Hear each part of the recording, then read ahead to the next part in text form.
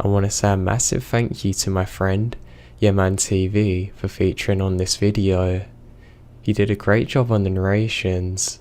Also, he's an amazing artist, so make sure you go and check out his channel and the artwork that he does. He truly is an amazing person, so thank you for featuring my friend. If you want to see what I look like in real life, then follow my Instagram at Joe the Insomniak. I grew up going to a private American school in a foreign country in Europe, which I shall not name. The school was situated kind of in the middle of a big hill. Even further above the school was something really special, an abandoned prison. Now, as if that wasn't shady enough, bordering the abandoned prison was a real one. There was kind of like a wall separating the real prison from the abandoned one. So anyway, with us being young, we decided to find a way to break into the abandoned part. We already gotten beyond the second layer of wall, and the wall ran all the way round with barbed wire. During one of our breaks, I managed to heroically tear down a huge section of the wall. But the next day that we arrived, it was patched up again. It didn't stop us though. We climbed on through anyway and decided to do some exploring. Now this happened over the course of many months, and I mean, it took us absolutely ages to work up the courage to finally get inside. A bunch of us were doing AP 2D art and had our cameras with us all the time. Half of my best work come from this prison. But on the day this happened, we all swore never to go back again. We took pictures of notebooks and logs and other weird stuff we found. So as the months went by, we got more and more confident wandering about the prison. We never went that deep, always scared of getting close with the wall of the real prison because they had security guards. Sometimes we would run into gypsies scrapping for metal, random homeless people, but nothing ever dangerous. Once a couple of guys got busted by security and didn't go back for weeks, but eventually we learned the schedule with the guards and befriended the homeless who hung around there, so we're pretty comfortable. 2 years went by of exploring here and there, until one night, a friend and I decided to go there and do some late night shooting. We dressed up, organised our things, and met by one of the holes at the entry at midnight. We had videos of us going through some sections of the prison at night, but we deleted them out of fear. We never wanted anyone to know what happened that night. It was really dark in the depths of the prison, so the reason we were filming was to use the flashlights on our phone. This is a while back. You couldn't press a button to get the light on, you had to film something. Our goal tonight was to get as high up as we could. There were at least something like 10 floors, and almost all the staircases we found during our daily exploration were sealed off. I mean, if we'd spent one lunch break breaking it down, the next day it'd be back to normal. The prison was huge, had many staircases all over the place. I will have access to all pictures soon. Now most of the rooms were large. Each floor was completely different to the previous one. It's very hard to tell which one is which. From what we could gather, it was a labour camp for the prisoners who were forced to work there.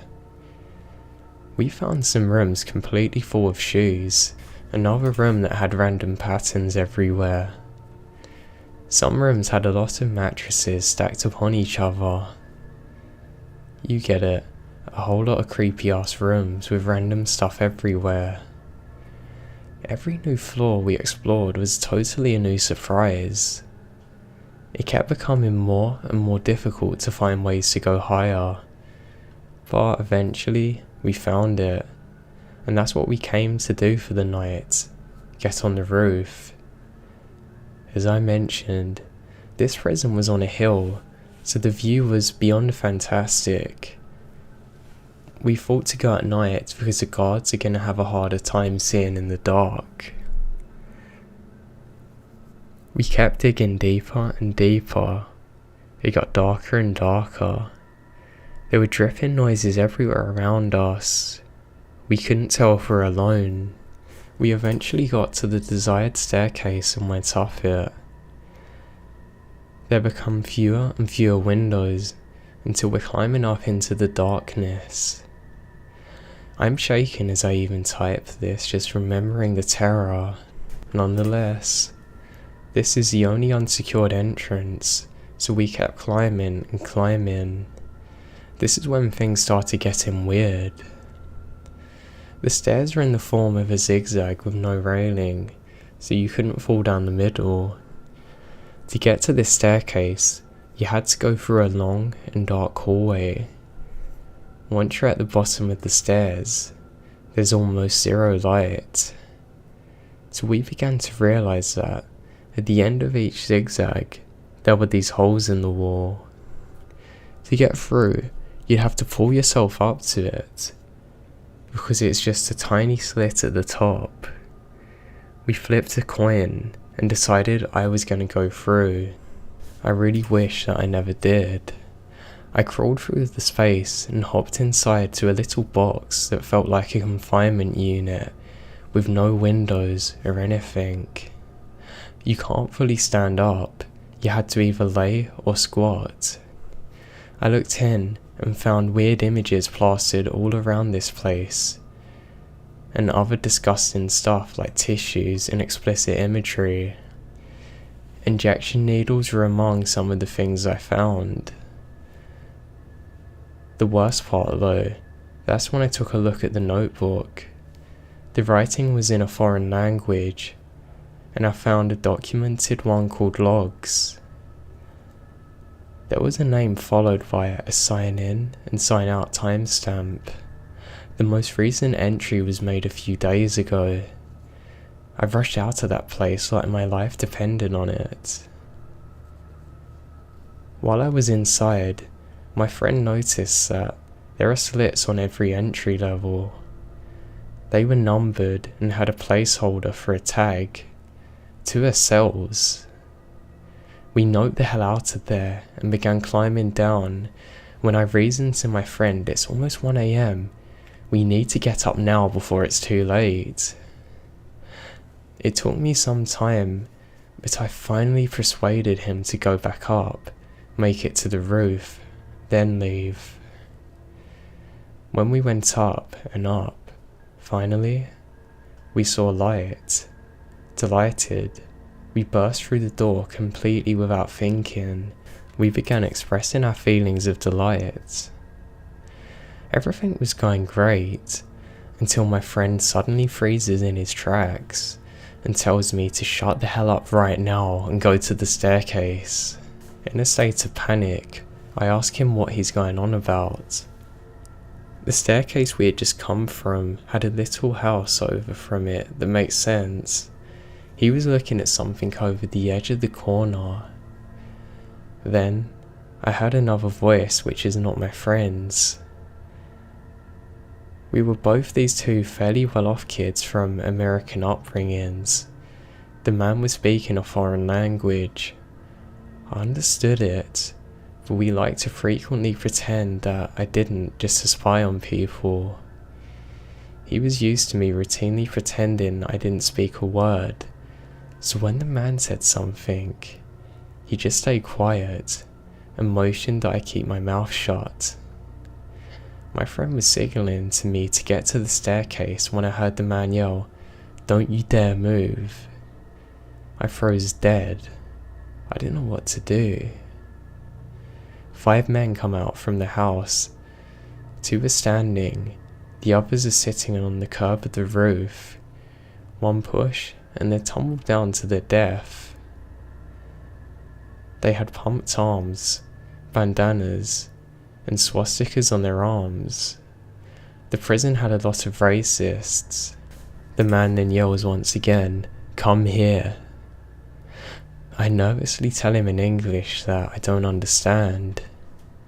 I don't know how I thought this would help, but I speak quite a bit of German, and I suppose in my logical brain, I thought maybe they would do less harm to two Germans.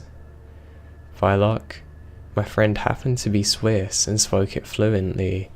The man yells to us, "What language are you speaking?" "Deutsch," I replied.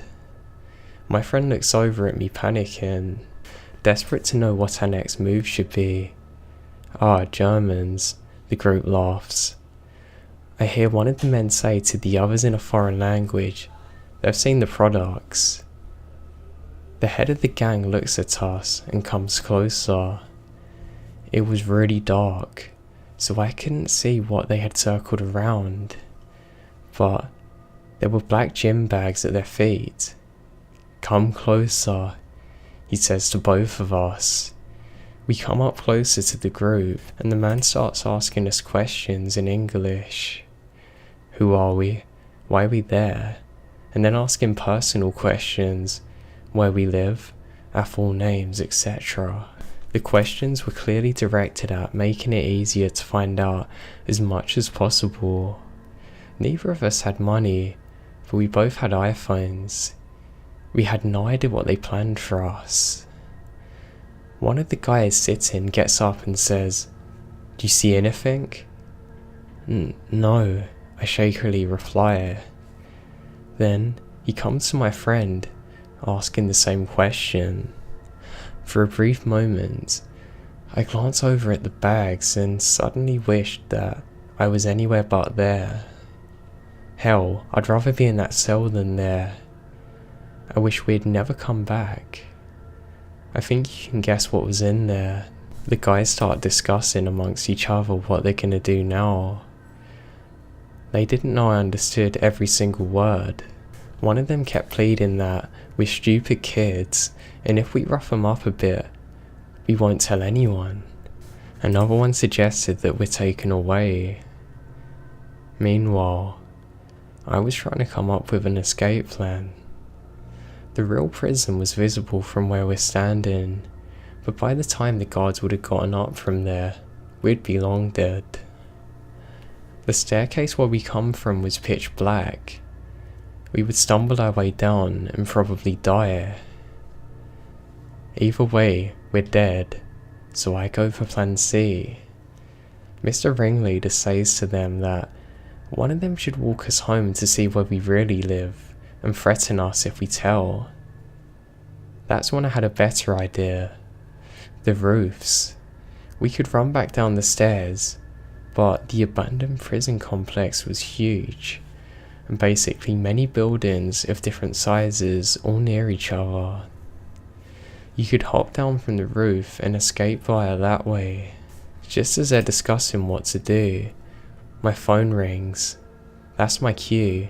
I scream "follow me" to my friend and begin descending down the roofs. Now I know this is stupid in logic, but they'd never shoot at us if we're near a real prison. It's too risky. We kept jumping on a lower and lower building, and eventually we're down. Our feet hit the ground. We began running towards the grounds. Since I knew it quite well, I knew exactly where to run to escape to a main road on the other side of the hill. I heard men yelling in the background and the sound of barking dogs. Security from the real prison must have seen us running and come to see what was there. I screamed to them in the foreign language, "There's the men, they've got the guns." It's almost as though they knew we're not the primary concern, and they ran in the direction we come from. We never stopped running until we reached the city centre. We didn't return to the prison.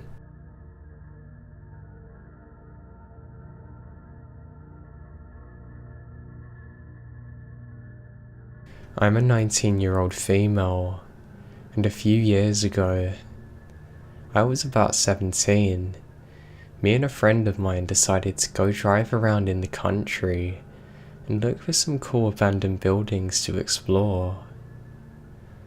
We live in a very small town in Kansas, so we had tons of country to explore. We'd been driving for an hour or so, just taking random turns, and had found a few homes already. We thought we spotted a building or something in the trees.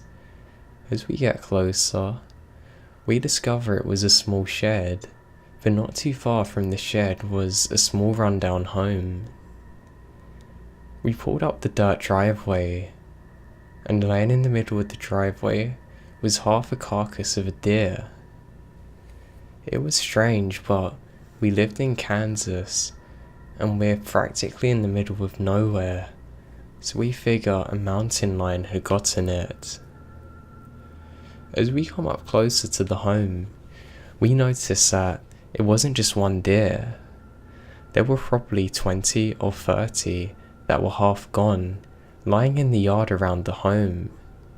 We got out of the truck and started to walk up to the home, still thinking that it was just a weird coincidence that these deers had all died there. My friend wanted to see inside of the home, but I wasn't ready for that idea. I waited outside. I walked around a little bit, but what really made me run for the truck was the hundreds of bones laying in the yard. I mean hundreds. I was so freaked out, I flew back to the truck. As soon as I closed the door, my friend comes tearing out of the home as fast as he can, with a look of pure terror and disgust on his face. He jumped in, started the truck, and we took off down the road. We got a little further down the road, and he finally looked at me and said there's dead animals everywhere. I don't know what was going on in there. I don't want to know.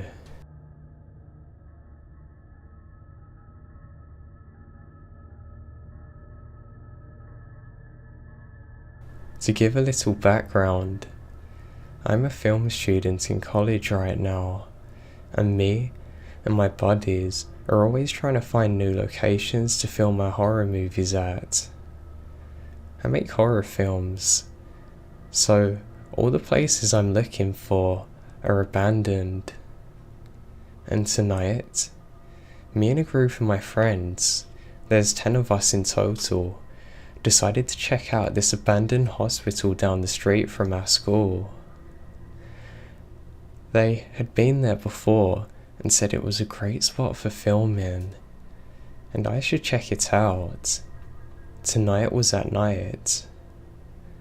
So when we get there, I have my Nikon DSLR out with a handheld LED attachment to the top of the camera to scout out the place when we get inside. I didn't have any footage of the encounter because I usually only film the insides of these places. But I had my camera light on and led the way. I was leading the way down this narrow path that led to these walls that we had to climb to get on top of the roof, where we would access one of the rooms to get inside the building. Because I was carrying my camera and bag, I was trying to look for another way up. So I walk a little further down this narrow path, and I start noticing a lot of clothes and random shoes and cardboard boxes lying around the area. There was even an empty sleeping bag. That's when I knew that we probably weren't alone, and were likely going to run into somebody if we made the wrong move. And boy, did we ever. One of my friends was walking behind me down this path and notices a door to my right. It's shut, and my guess was that it was locked and not worth trying to open. But he already has his hands on the door handle and starts tugging at it. I look over. It barely cracks open, but something is holding it from the inside. I shine my LED in there, and I see a shirt tied to the inside of the door handle to another part of the room, acting like a lock. But my friend, being the way he is, tugs on it once again and rips that shirt right off the door, and it swings open. Inside, there's somebody sleeping on a couch or table thing, alongside a group of terrifying looking people sitting right by a light inside the room. They all stop to stare at us. In the short glimpse that I got, my friend yells, "Get the hell out of here," and slams the door and just bolts past me. I'm standing there a little shaken, almost feeling like I should apologize, but I just follow him instead. My other 8 friends are already on the roof at this point, asking what's going on. We just run for our lives out of the area. I heard the door in the path swing open, but I never checked back. From there, me and my friend go back to a higher part of the area, away from the entrance leading to the hospital. There is a small gap that you could jump across to get to one of the roofs of the other buildings. That's where my other friends are. About 4 of them follow us and jump across, ready to get out of there, but the others stay on the roof and watch us. We're stuck like statues now. I look at them, confused as to what they're staring at. I begin to hear this metal dragging on the concrete. I turn around, and there's a crazy looking man, maybe mid-20s, dragging a baseball bat with nails along the end, walking towards us as he drags the bat along the concrete, acting just like Negan from The Walking Dead. My heart sinks. At this point, I turn off my light, and all that's shining is the moonlight. I then keep my hand on my pocket knife, desperately trying to think of anything to do if he begins to swing. But I knew there was no way I would come out alive if I tried anything. Plus, I gotta take my camera. So he walks closer to us. The first thing that he says is, "You're gonna keep that light off." Everyone is silent. I am practically shaken. He then starts circling around us and says, "You guys are never gonna come back here, never explore in here, or ask what we're doing, right?" He walks past me and sees the camera, raises the bat and says, "You gonna put that away?" I barely say, yeah. He looks over my friends watching on the roof, past the gap, points to them and says, "Jump." They all go silent. The guy says again, "Jump right now. You'll make it." Keep in mind, the gap doesn't look that bad, but the drop is fatal if you don't make the jump. And 4 of my friends are staring down at the drop, fearing what could happen. One of them says, "I can't make it." The Negan guy replies, "Run and jump or you're gonna regret it." So my friend steps up, runs, barely makes it. From there, one by one, the other 3 make the jump across. All the while, Negan is standing right behind us with his bat, dragging it across the concrete. Once we all get across, he says to us, "You're never coming back again. Don't ask why we're here, you understand?" And we awkwardly apologize and run away back to our cars in the distance. I get in my car and look back at the area.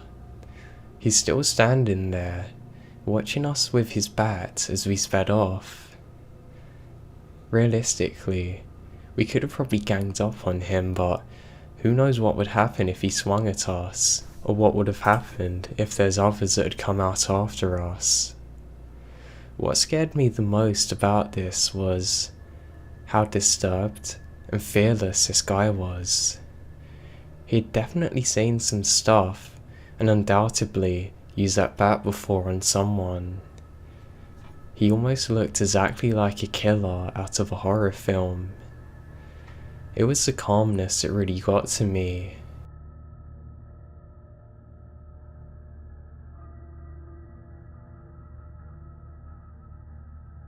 "Hey, slow down, would ya?" I shouted at my friend as he sprinted past the encroaching trees that surrounded us. We had been walking for about half an hour, and I think he started getting impatient. He practically had to drag me and my other friend out here to show us some abandoned house in the middle of nowhere, and he knew it was getting dark. I wasn't about to get lost out here for the night, not with it being a Sunday. My mom would raise hell if I missed any more school, and my dad would probably beat me within an inch of my life, him being the principal and all.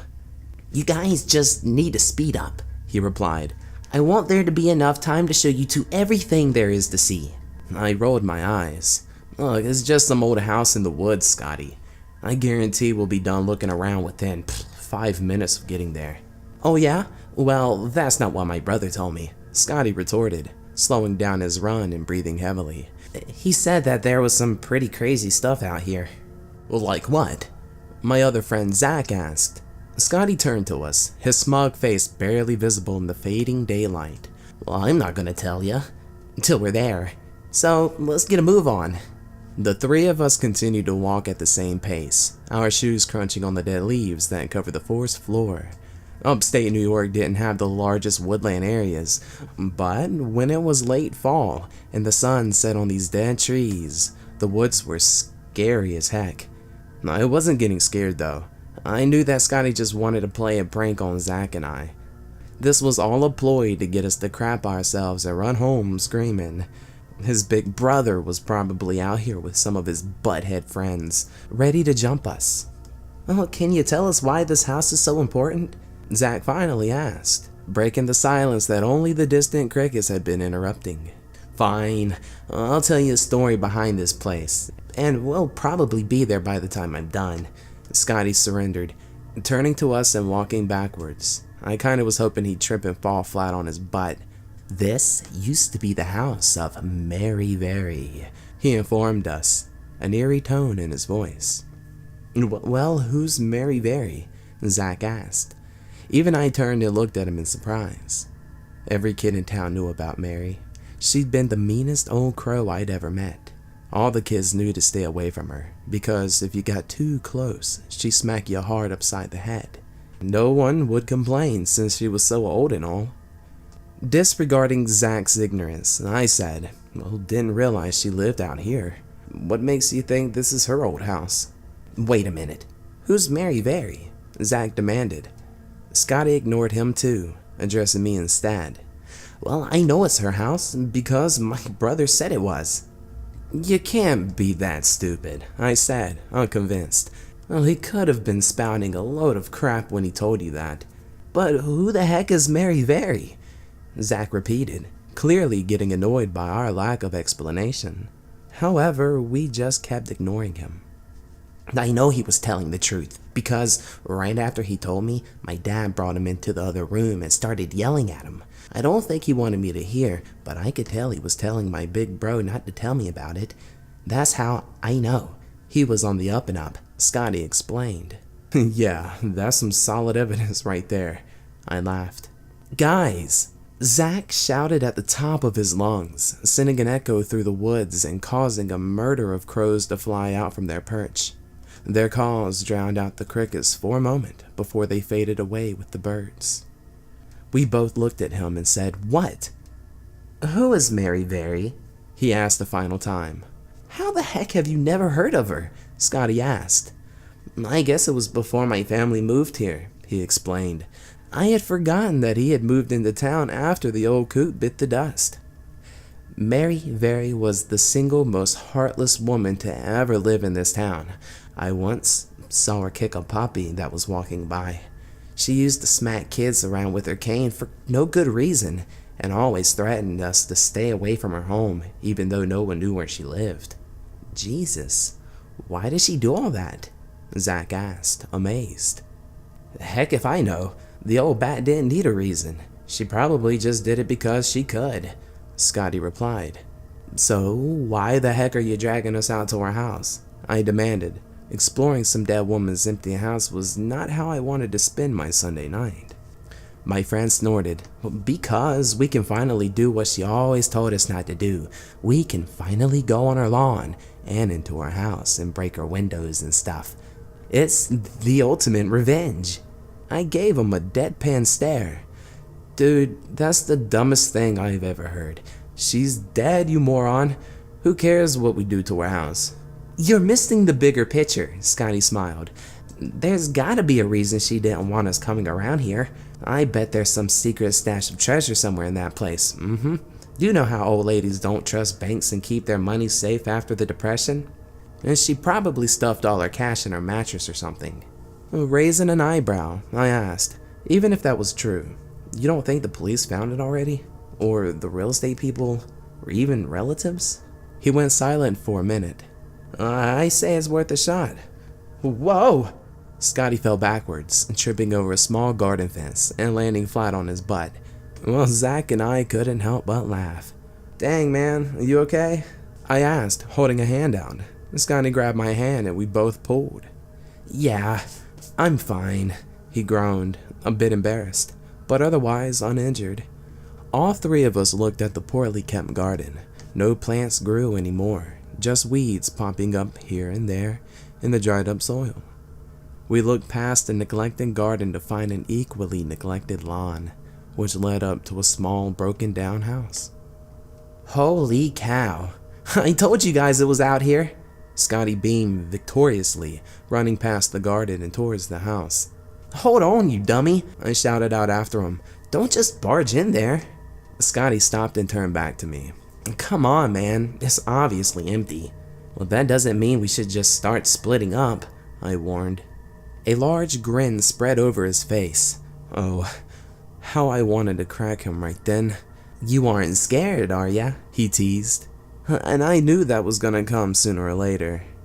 You know what? Screw you, Scotty. Go fall into the basement and get stranded here for all I care. Scotty frowned. Well, fine then. I'll go find the cash by myself, and you two won't get a penny of it.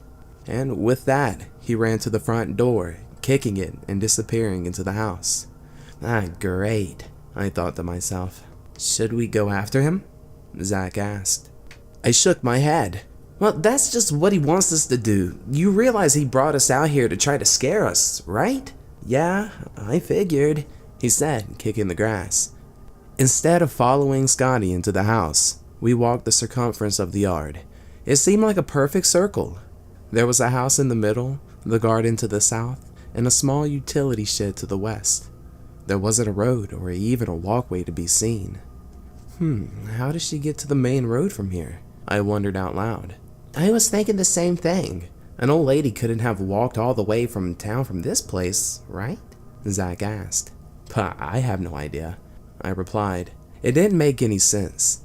I'd never seen Mary Berry drive a car before. But she couldn't have just walked through these woods every day. Not at her age. The sun had almost completely set, and the only light came from the soft glow of the gray clouds overhead. And suddenly, I felt a strong feeling to leave the woods. At that moment, it was the last place I wanted to be. We should go. Zach looked at me in surprise. Well, what about Scotty? I turned to the house and cupped my hands over my mouth. Hey, Scotty, we're leaving in 10 seconds, dude. So you better get your butt out here if you don't want to walk through the woods alone. Well, 15 seconds had passed, and no sound came from the house. I turned and headed for the garden. You're leaving? Zach asked. Look, I told him 10 seconds, and then gave him an extra 5. Hell, yes, I'm leaving, dude. I almost made it to the garden before realizing that I couldn't hear Zach's footsteps behind me. I turned again once to see him walking to the front door. Dude, what are you doing? I shouted, and he turned to me, making sure he's okay. I slapped my hand in my face. Look, he's just pranking us. Let him walk home alone. Zach shook his head. I'd rather find out he's just being a prick than leave him here if he really got hurt. Then he turned his back to me, and the darkness swallowed him as he entered the house. Oh, crap, dude. I cursed to myself. I didn't feel like giving Scotty the satisfaction of going in there. But on the other hand, walking home by myself didn't sound like an attractive option either. Now, after a minute of pacing the yard, I decided to swallow my pride and enter the front door. The inside of the house was just as welcoming as the outside had been. It was mostly empty, save a bed and a couch and a few other pieces of furniture. There was barely any light coming through the windows, the sun having already set and all. Remembering that I brought my cousin's old police flashlight he'd given me a while back, I pulled it out and clicked the button, fully revealing the empty room. The room I was in seemed to be a living room connected to a kitchen. Nothing remained in the house except the aforementioned furnishings that must have been left behind after Mary Very's death. What caused unease with me was the fact that Zach wasn't anywhere to be found. I walked in not 2 minutes after him, yet he still managed to hide somewhere. I was beginning to think he had been in cahoots with Scotty the whole time. Okay, come on guys, this isn't funny, I shouted, louder than necessary. Nothing in the house stirred in reaction to my outburst. There were only 3 rooms that connected to the living room, and all 3 were completely empty. There weren't even any leftover items to be seen. After looking everywhere else, I finally found a single door along the wall in the kitchen area. It was closed, but it was the only place they could have gone. I had been in houses like this one before, and I knew there were 2 possibilities of what was behind that door. Either it would open up to a closet, or to the descending stairs of a basement. I tensed up and turned the knob and opened the door, ready for the 2 to jump out. This didn't happen though. When I opened the door, only darkness greeted me. It was darkness, not merely the result of absence of light, but as if hell itself were setting right beyond the threshold. Only 3 steps of stairways were visible to me, the rest fading off into the blackness. I pointed my flashlight downward, into the dark abyss, only laughing when I realized it had died. It felt as if it weighed a ton on my outstretched hand, so I lowered my arm and turned, holding no illusions that I would even consider going down there without some sort of light source. Now, turning away from the basement seemed like more of a mistake than going down, because when I turned around from the door, I found myself facing an even more frightening sight. There, standing across the kitchen, was Mary Very. Even the lack of lighting, I could see her plain as day.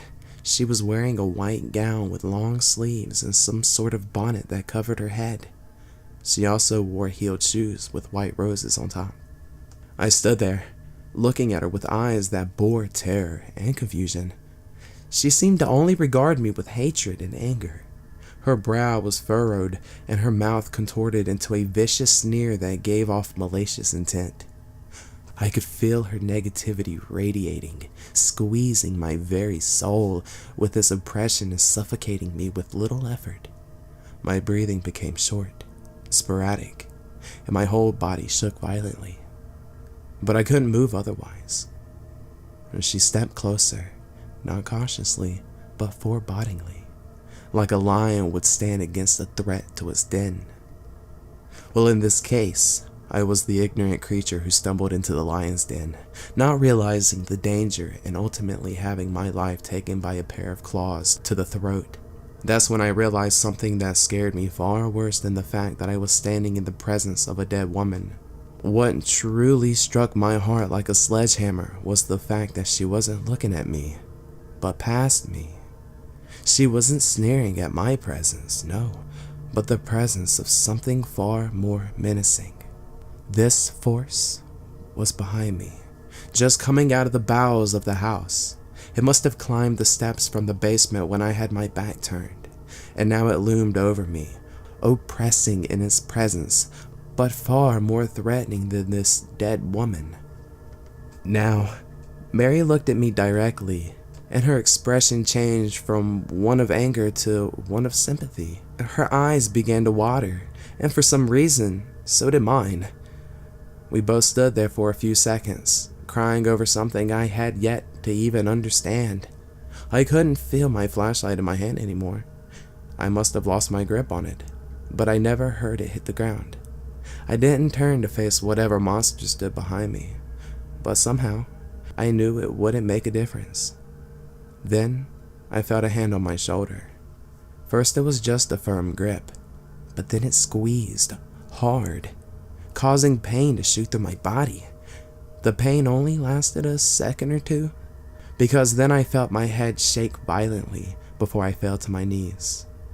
Then I felt myself falling even further, plummeting into a pit of nothingness. I no longer felt pain or fear or anything at all. I simply continued to fall all the way down through the plane of existence until there was nowhere else to go. Then my consciousness left me. I stared out the window of Mary Very's old home. It was raining outside, and the water droplets that landed on the window slowly traveled down the glass, using various routes to get to the bottom.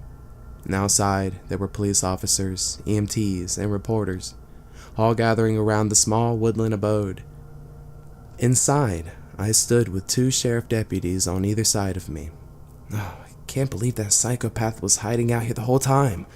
They'd been looking for him for over 2 weeks after he escaped. One said, staring out the window. A police cruiser took a small road out of the forest that I hadn't seen there before. The back seat was occupied. Yeah, Richie Davis. He was in prison for 3 counts of attempted murder. The other replied, looks like he was holding up in Mary's old basement when those boys came exploring. Did the investigators put it together? He shrugged. More or less. Richie didn't really keep anything to himself. He said the first boy entered the house alone when he strangled him to death and dragged him down to the basement. Apparently, he was down there cutting the boy up when the second kid walked in. Richie snuck back upstairs and punched him in the face hard enough to knock him out cold, then quickly brought him down to the basement so he could finish up the first boy. Jesus, the other officer commented. And then the third boy came in and Richie cracked his skull open with a metal flashlight. It's sick, man. Said he only wanted to knock him out though, so he was still living when he cut him up. They don't make movie killers as twisted as this wacko. Can't believe he only got 40 years the first time they threw him in jail. Well, that's not gonna happen this time. 2 kids dead, 1 in the hospital, and a half-mutilated corpse. They'll give him the needle for sure after this. It would have been even worse if those hunters hadn't heard the screaming, stormed in on the prick, and held him at gunpoint until the first responders got here. It's weird though. The hunters say they heard a woman screaming. The one pointed out. Yeah, that is a little odd, the other replied. No doubt about it, the one nodded. Come on, Captain wants us to make a statement. The 2 officers left me by the window and went out to address the growing crowd of reporters who gathered outside. I turned away from the window, once again facing Mary Very. She looked at me with sorrow, but also with a slight happiness. I was surprised that no sadness had taken me. I didn't feel much of anything.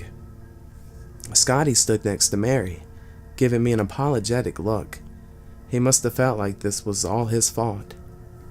I smiled at him reassuringly, then took one last look outside as 2 body bags were wheeled over to a waiting ambulance. Mary Very opened the basement door where Scotty had met his end, but the basement was no longer there. Now it was a room with immense light, more powerful than any light I've ever seen. Scotty immediately walking through the door as if he knew what lay beyond, the light absorbing his figure until he was completely gone. Mary Very turned back to me smiling and reached her hand out. I took it, hesitating at first, but then, with conviction, she gave my hand a soft but confident squeeze, eliminating any remaining doubts I had. Whatever role she played while she was alive, I knew that now she was my guide. here to escort me someplace else. I walked up to her side and returned her warm smile with one of my own. Then together, we stepped through the door, leaving this world behind and entering another.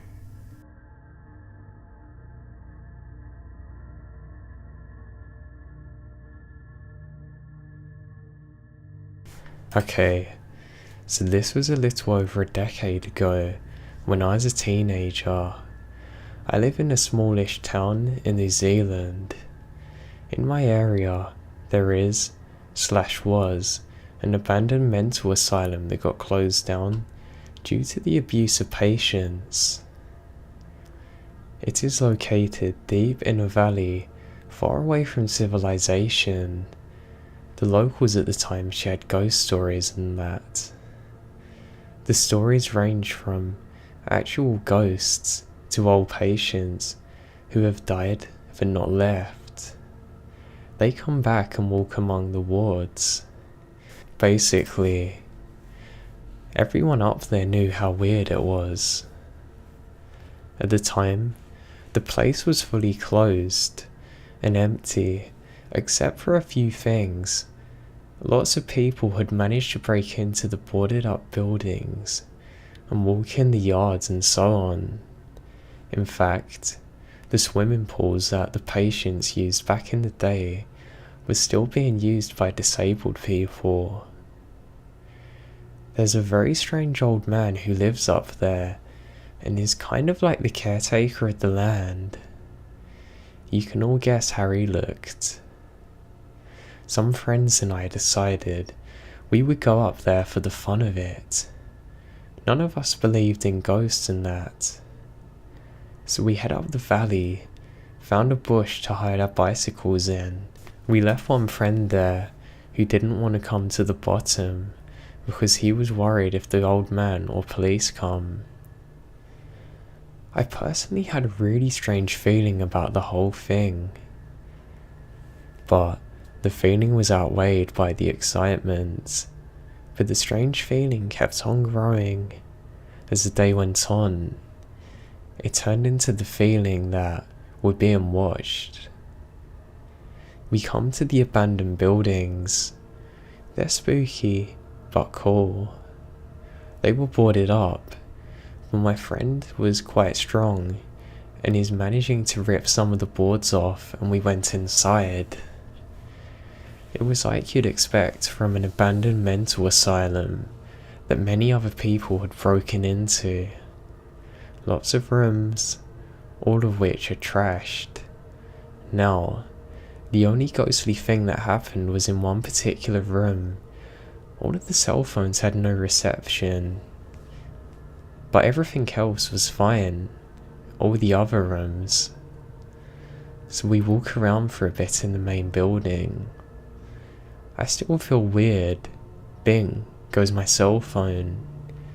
It's my friend, and we left at the bottom of the valley, telling us that the old man had found him and he called the cops and that they're on their way. The main building had bushy hills behind it. We ran up there to hide. I got my cell phone out. I try and see how the friend is waiting at the bottom. I've got no reception. So we're all hiding now. I feel like we're being watched. About 15 minutes go by. We see from our hiding spot that no cop car has gone past the main building yet. We now decided to walk a little further into the woods and bush and try and walk over to the next valley and walk all the way down, so as to not go the main way down and encounter the police or the strange guy. Suddenly, we come across a weird structure coming from the hillside. Imagine a home being buried into a hillside with only the roof visible and the rest of the building underground. Obviously, we thought this was weird. Even weirder still, the only way into or out of the building seemed to be a latch on the roof. As teenagers, we needed to know what was in there, So my strong friend tries opening the latch. It's locked, or so old and rusty that it cannot be opened. We almost walk away when we decide we could probably just rip open the roof and see what's in there. After lots of tries, we got it. We all knelt around the hole we made. It's pitch black down there. We had arguments about who should go in. There was no way I was, but we played rock, paper, scissors to see. I didn't have to go in. One of my friends did. We helped him down. He fell a bit and twisted his ankle. We could only hear him in the pitch black below. He turned his cell phone torch on. From what we could see above, it was 2 rooms separated by a concrete wall. In the room, we could see best. There appeared to be a bed and a chair, and some old magazines and old opened up consumed cans of food. Now, my friend let out a huge scream, and then 3 humans go up to us. By this point, my friend was like, "Let's get out of here." So we all put our hands down and helped him out of there. At that very point, in the trees further up the hill, a big branch fell from a tree. I say to my friends, "Let's get out of here." So we follow our original plan of walking over to the next valley and walking the way back down that way. We found the way that we needed to go and began walking down the hill, which was no longer trees and bush. It's just farmland with some cows and sheep on it. We were walking down the hill in a single file line. I was at the back of the line. I feel a strong hand on my shoulder and I turn around like, what the hell? There's a man, about 40, in full camo gear with a World War I style rifle pointed at my head. He didn't look right at all. He says, "What are you doing here?" And we said that we just come to look around. He says, "Nah, you're lying to me. I've been following you since you brought them crappy bikes down. What were you doing at that shed down there? Who'd you work for?" We say, "Just an old shed, is it?" He says, "I'm asking the questions here." At this point, we're terrified. But the strong friend I have, he wasn't. He could fight very well when he needed to and knew some kung fu at this point. He was sick of the guy pointing the gun at us, so he quickly grabs it, ripped it out of his hand, and fought over it for a while, then fell and rolled down the hill. We run. We turn our back and look. This guy's smiling at us and says, "If you tell anyone what you've seen, you're all dead." Now the he was the old man, and he was waiting by our bikes. The other friend who waited was gone. This part was weird, because he and the other camo rifle guy must have had walkie-talkies or something, because the old man said to us, "If we ever see you here again, you're not going to be able to leave." We said, "What did you do to our friend?" He said, "He ran away and left you. He's probably with the cops." We found our friend further down where the public road starts on his own. He also had a gun pulled on him. He also said that there were no police. Now I really don't know how to end this story, but something weird happened up there. I hopefully never see that man again. I'm never going back there. I don't want to. I want to bury this memory and move on.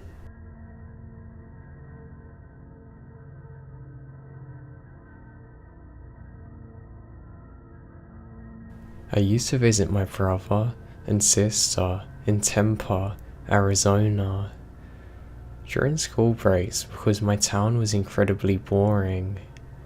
While they were at work, I'd go off and do some exploring on my own. One day, I decided to get on the bus and head to the mall. The bus I got on was called the Orbit. They're free, and they're small buses. I took 2 buses to get there, with a stop at the station in between them. I went and did my shopping, and took the first bus back to the station. Whilst waiting for the second bus, I met this guy around my age, and we made conversation. I asked what bus I needed to get, because I wasn't familiar with the streets, and he pointed me to the right one. I get on the bus, and the guy gets on as well. We continue our conversation for a while till he gets off. I put my earphones on and space out, watching the sun start to set. After a while, I realise that none of the streets look familiar to the ones I've been on. I start to get a weird feeling in my stomach, so I pick up a map that they have available. I then realise that I'm on the wrong bus. I'm getting a little more nervous, seeing how it's already getting dark, and to make the matters worse, my phone's on 3%. I know the bus is going a circuit, so I just sit back and try and figure out what time I'll make it back to the station to see when I'll catch the right bus. As I'm reading the map, the last people on the bus get off, and the driver starts talking to me. "Hey," he yells out, "you lost?" I was a little thrown off, but I told him that I got in on the wrong bus. He said okay, and then shortly after, he pulls into a really dark neighbourhood and to the side of the road. I know buses usually have to pull over at stops for a bit if they're ahead of schedule, so I figured that's what the bus driver was doing. But instead, he gets up, heads towards me. He's big, 6 foot, maybe 200 pounds. He grabs a map, sits down right next to me and starts saying, "What buses are you meant to be taking? How old are you? Are you new here?" I was trying to be courteous, but the conversation was getting weirder and weirder. The last question made me tear up. "Is anyone expecting you?" I said yes, my brother. He then gets up and starts heading towards the front. Finally, I think.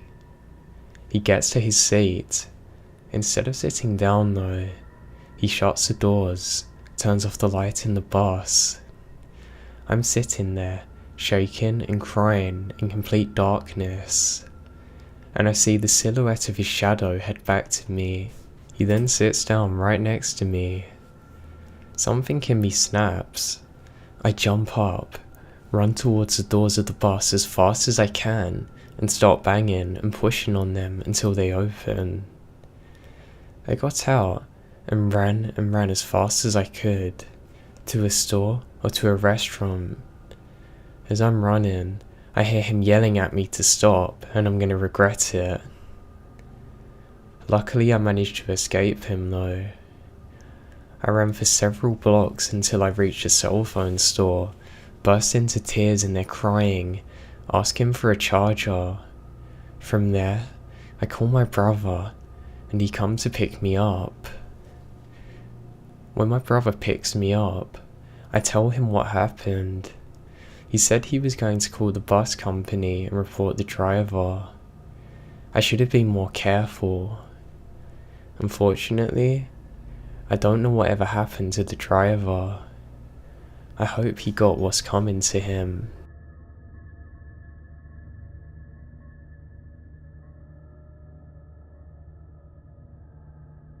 So this actually happened to me, I believe a year ago, or 2 at the most.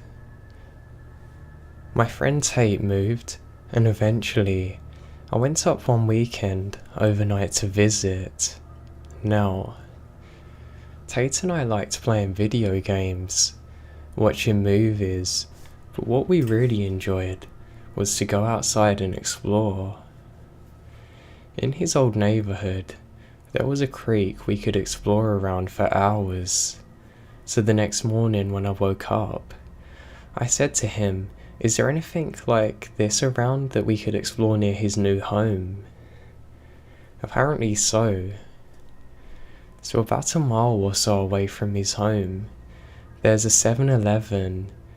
Adjacent to it is a huge field that leads into the woods. We got some drinks, and once the traffic died down, we crossed the street to the field. At first, I was let down because this isn't anything like the creek. It seemed boring until we got to the end of the field. This is where the woods begin. So we climbed down and we're now in the woods. Nothing unusual at first. I saw a fox dash through the trees and escape into the opposite direction of where we are heading. I wasn't worried. Now, the woods were creepy themselves. It wasn't anything huge, but just small things that were out of place. There were styrofoam coolers littered around the ground, broken lawn chairs, a tire, broken glass, and a white top tied up to a tree.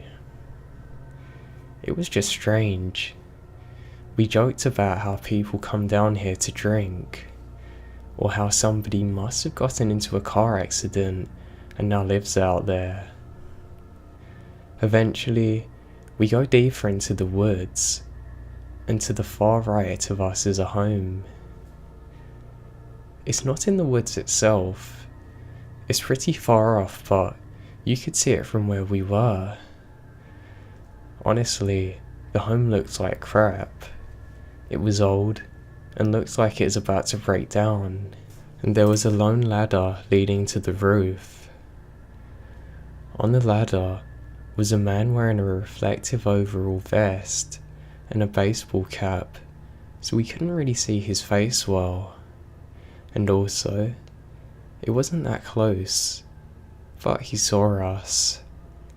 He stared at us for a while, and we kept on moving forward. We eventually get to basically the end of the woods. We reach a fencing which separates us from the woods, from the streets and the cars. Now eventually my friend had to pee, and after about 30 seconds, we decided to head back to his home. I was a little disappointed because the creek at his old home was much more entertaining, and I like the water. So we're walking and talking and get near the home when we heard some leaves crunch somewhat behind us. We turn around. It's from the man from the ladder. He never said a word. He just stares at us. He wasn't necessarily close, but I had a bad gut feeling. We turned around and began walking quickly to the field. We hear twigs break, leaves are crunching behind us, and I turn my head. As I was walking, it's the man again. He began following us, not saying a single word. Both times, I looked at him and he didn't continue to walk. He would just stand there, staring. At this point, we're basically sprinting. We run up the incline to get back onto the field and out of the woods. After we got onto the field and saw cars and the 7-Eleven, we both felt relieved and stopped. I turned around to face the woods. He wasn't there. Right at the end of the woods, I see him now staring at us. He didn't climb out and get onto the field. He didn't say a single word. He was just staring at me. To this day, I have no idea who he was or what his intentions were. I hate to think what could have happened if he were able to sneak up on us.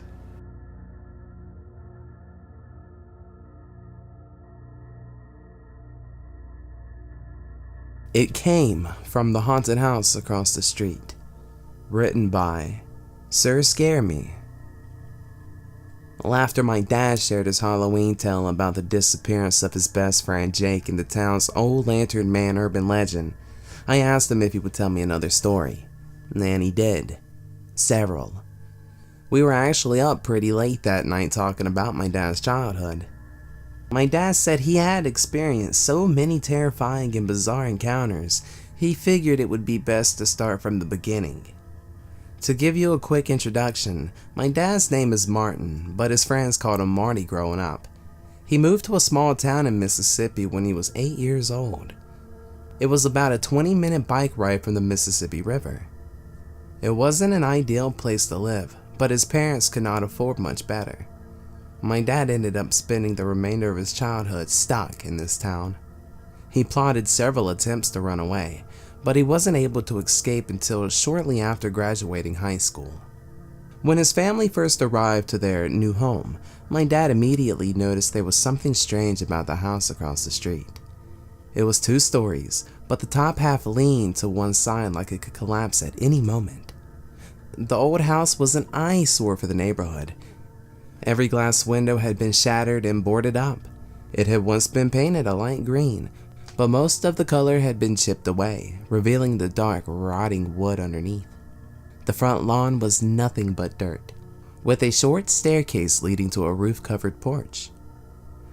When my dad asked his parents who lived there, they told him it was empty, and that he should never, ever go near it. My dad's bedroom window faced out in the direction of the street. He had direct view of the decrepit house, and as the days passed, he started to notice that both his fear and curiosity were intensifying. He began waking up with nightmares, terrified that something might be happening across the street. After his parents would tuck him into bed, he found himself frequently getting up at night and staring outside his window.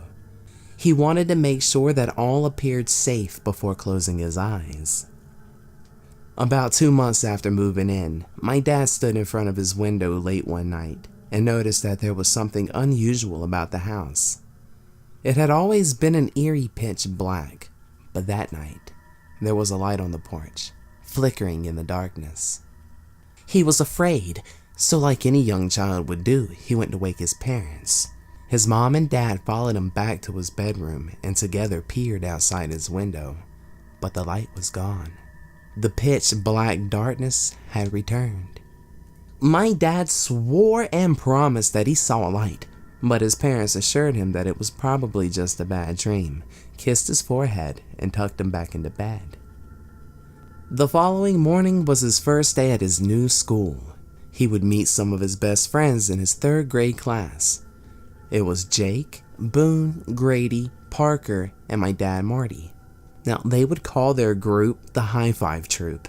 They were inseparable and would frequently show off their super secret high five handshake in front of their fellow classmates. They were definitely the cool bunch on campus.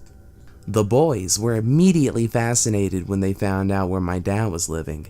They each had their own stories about the infamous house and shared that their parents had also warned them to never go near it. There was a lot of mystery surrounding the house, and their stories varied. But one thing they all agreed on was that it was definitely haunted. Now, every night, my dad would continue to check outside his window to see if the light had returned. About a week or so passed when he was awoken by a strange noise. The days had been warm, and he would leave his window cracked open at night to catch an evening breeze. He silently laid in bed, holding his breath, trying to determine what the eerie sound was and where it was coming from. He soon realized it was resonating from outside. It was a repetitive high-pitched creaking, like a rusted door hinge opening and closing over and over again. He got up and stared out of his window. The light had reappeared, once again flickering on and off. Now, however, this time he could see that the porch was not empty. Something was swaying in unison with the odd noise. He rubbed his eyes and slapped his cheeks, hoping that it was just his imagination or a bad dream. But he was wide awake, and the flickering light held just long enough to reveal what was making the disturbing sound. Seated on a tall, rounded chair was a woman, and with each creaking movement, she rocked slowly back and forth.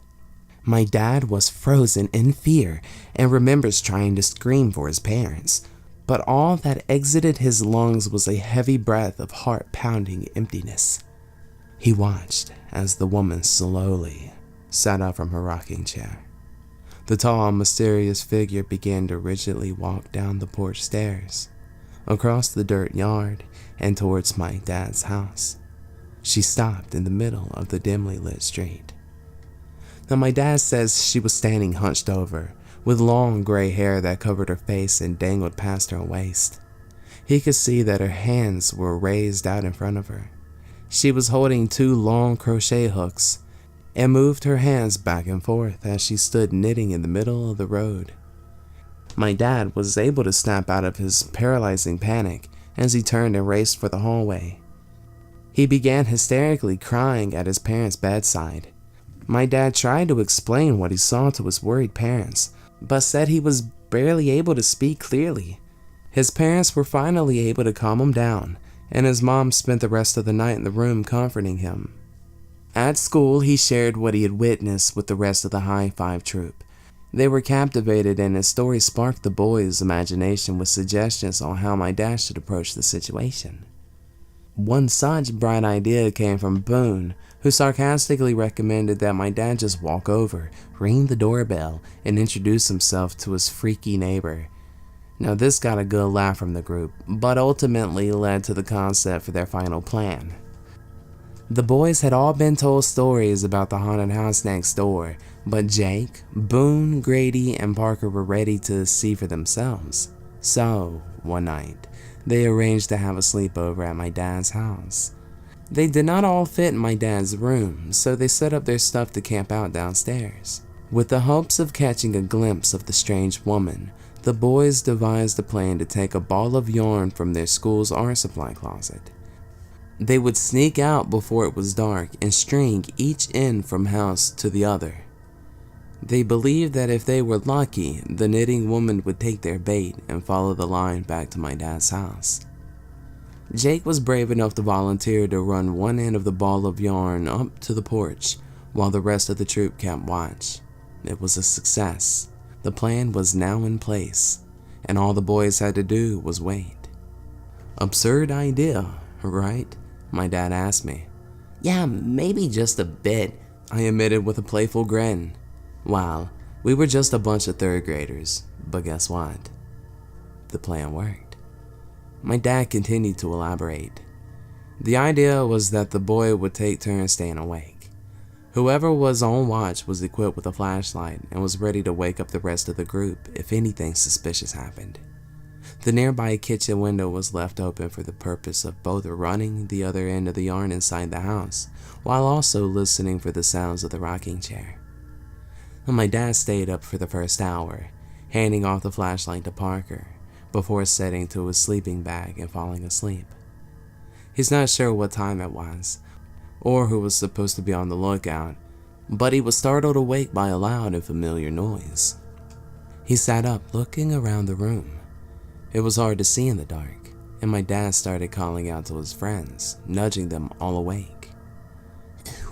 Who has the flashlight? My dad kept asking in a loud whisper. Boone had fallen asleep during his watch. He was alerted awake by my dad's commotion and immediately turned on the flashlight, shining it in the direction of the creaking noise. The rest of the group was now awake, and together they gasped when the light revealed an empty wooden rocking chair rapidly swaying back and forth in the corner of the room. Where did that come from? Boone asked, startled. The boys were all terrified, huddled together, and unsure what to do. And suddenly, a deep and raspy shriek came from the darkness behind them. Marty! Marty! The voice cried. Boone turned around, shining the flashlight into the direction of the kitchen. And standing just beyond the open window was the mysterious woman. Parker was the wimp of the group and screamed, jumping into his sleeping bag to hide. The rest of the boys gripped each other tightly, interlocking arms. Oh, Marty, what's your favorite color? Marty. What is that thing? Jake shouted. How does it know your name? My dad was just as afraid as the rest, and even more disturbed to hear the unfamiliar woman calling out his name. Boone was shaking. As you could see, he was struggling to hold the flashlight straight. The woman was slouched over with her head down. Her hands were moving quickly back and forth as she was holding on to her crochet hooks. What is your favorite color, Marty?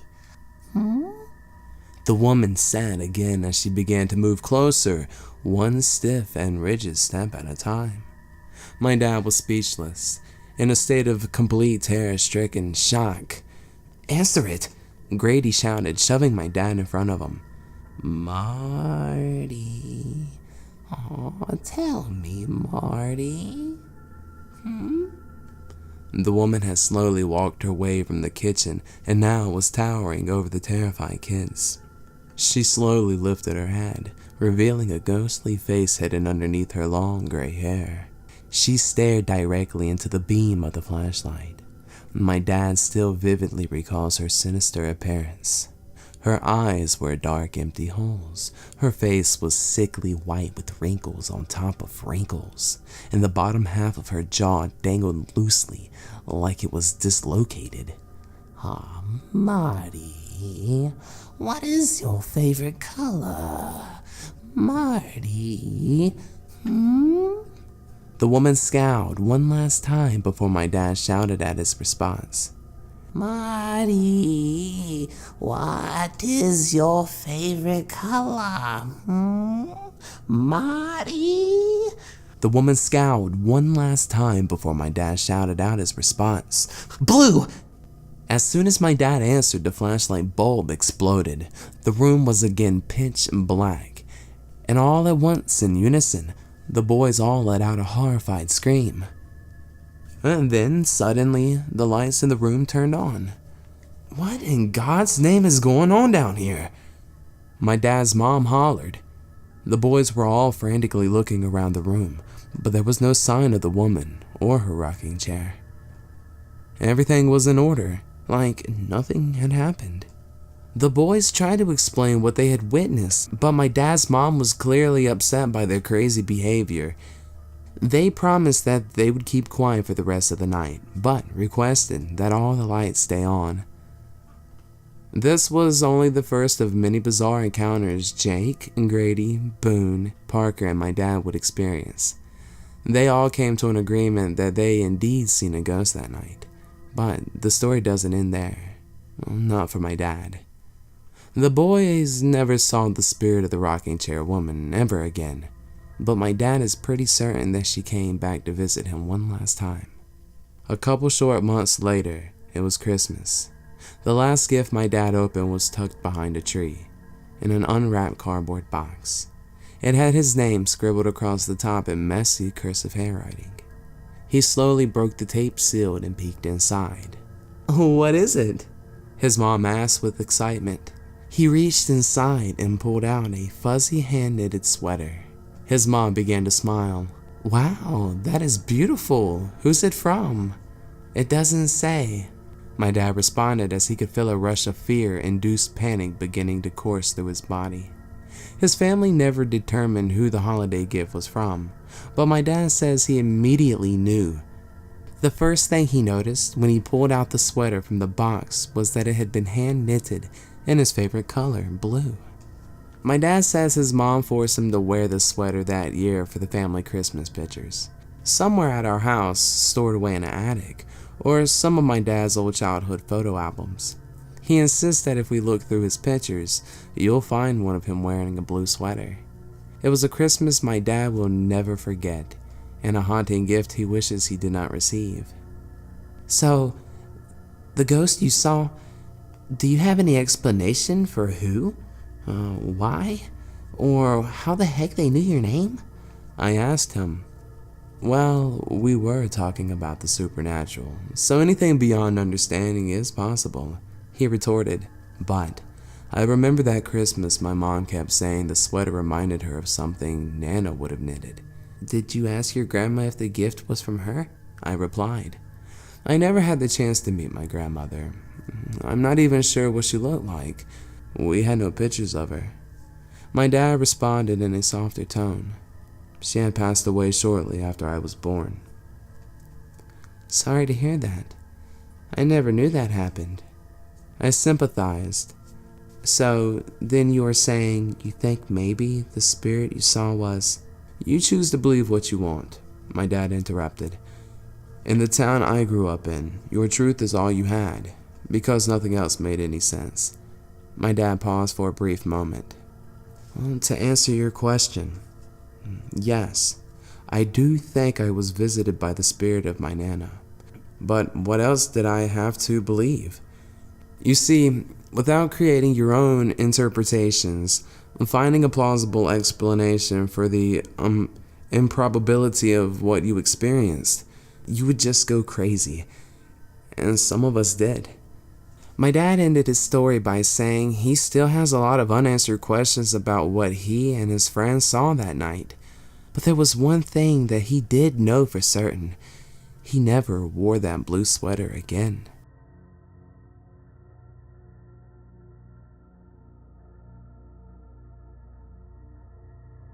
Back in college, my friends and I got into the habit of exploring abandoned buildings. We've seen some incredible places, got some amazing souvenirs. I don't really condone taking stuff from buildings. If it's about to be torn down and the contractors has taken everything out of them, then I'll gladly go and take the depressed glass away. It's a small group of friends that goes exploring with me, and I love the introduction of new people to it.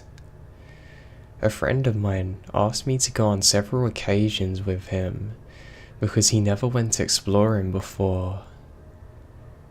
I decided to take him to an old paper factory that didn't have much inside, but it did have an absolutely beautiful view of the city from the roof. It was so incredibly easy to get in and out of. We went with a few other people, but two of my friends decided to wait outside for us. They'd been in the building a few too many times and didn't find it interesting anymore. As we went to climb inside, a drunken couple come out. We asked them how many there were inside. They said they thought it was mostly empty, but they heard somebody banging around a few floors up above of them. They said they sounded angry, and maybe we should avoid the roof. Since we weren't going to drink or anything, the roof's our only goal. We decided we'll take our chances and head up. After all, it's a massive building, and we didn't think we'd run into the guy. We walk up about 10 flights of stairs, and then climb the ladder to the roof. My friend's really impressed, and the view is amazing. As we're about to head down, my friend waiting on the streets calls us. He says that there's a man that's passed out. Two of them are moving him out of the way, and an ambulance has been called. They suggested we wait out on the roof to avoid exiting the building while the cops are there. Neither of us can afford the $5,000 fine or 2 weeks jail time just for looking at the city from an abandoned building. So we wait, but we probably shouldn't have waited on the roof.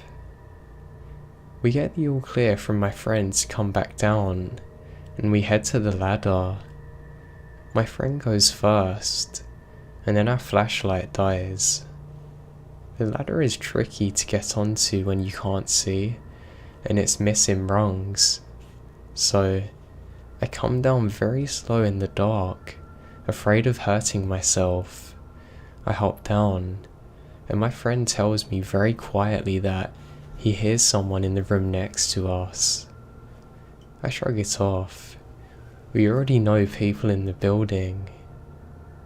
Then the screaming starts. At first, it sounds like one of my friends who waited outside yelling my name. I hesitate at the top of the stairs. That's just outside of the room where the screaming is, trying to decide if it's him or playing a prank on us. The guy I come into the building with grabs my wrist and starts running for the stairs. At this point, it's obvious it's not my friend. It's this intense screaming. We start running down the stairs and then hear really loud banging to go with the screaming. It really sounds as though the guy has a very heavy object that he is swinging at the walls and exploding pipes with. There's only one flight of stairs because every other way down is out of order. So we're trapped in the stairwell, and it's 10 flights till we reach the floor and have to book it the opposite direction of this factory, back out the hole we climbed through. Besides screaming and swinging objects, we hear him barreling down the stairs behind us. But he is at least one floor behind. Whatever he is using to hit the walls and pipes with is clearly enough to do some damage to our skulls, because a bit of brick chips off the walls and follows us down the steps. That's when my friend grabs my wrist again, throwing me to the nearest door. We only made it down 3 floors at the beginning of each flight of stairs. There is one door that opens onto the entire level. In other words, it's painfully obvious where we've gone. After flying into this room, we notice it's been gutted like every other floor. But more of the windows are boarded up.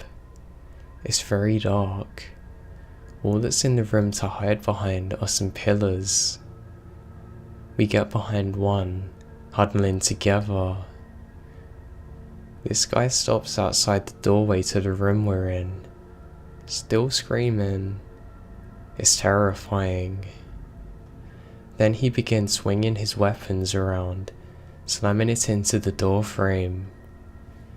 We're sure he's gonna come in, and the only way out is the door that he's currently standing in.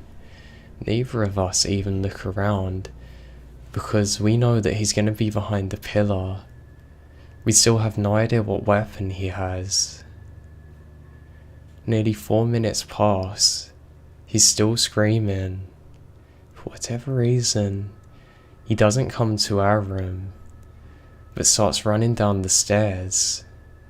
We can hear him hitting pipes, smacking the walls, and we just wait. We have 7 floors to pass down, and we could pass him in any one on the way down. Eventually, the screaming and banging stops, but we still think what we should do and wait. That's when we hear something from a different corner of our room. There is just enough light from a window in that hasn't been boarded up, and we see a figure get up off the floor. This person has been in the room with us the entire 8 minutes we've been there. This person, who is in front of the only source of light, is totally black, now shuffling towards us without making a sound. It is exactly like a zombie movie. We run. We don't bother to find out what this person's deal is, and temporarily forget about the first, clearly dangerous guy. Now, for an asthmatic, I get down the stairs, and I never pause to catch my breath, which is a feat in itself. As we're reaching the bottom of the stairwell, the screaming begins again, It's coming from the room next to us, but we don't stop running. The hole in the wall that we climb through to get into the building is only yards away, and the guy jumps out from the room behind us. We never look back. We climb through the hole so fast that I don't even remember doing it. Our two friends are waiting for us, and we throw ourselves into the car. They ask us what happened, because apparently the man was so loud that they could hear the screaming from outside. They thought we were doing it, and were gonna call us. Now, we told them what happened, and decided to carry on with our plans for the night, and try and forget about this. We have no idea whatever happened that day. It really put me off urban exploring for a while. I never went back there.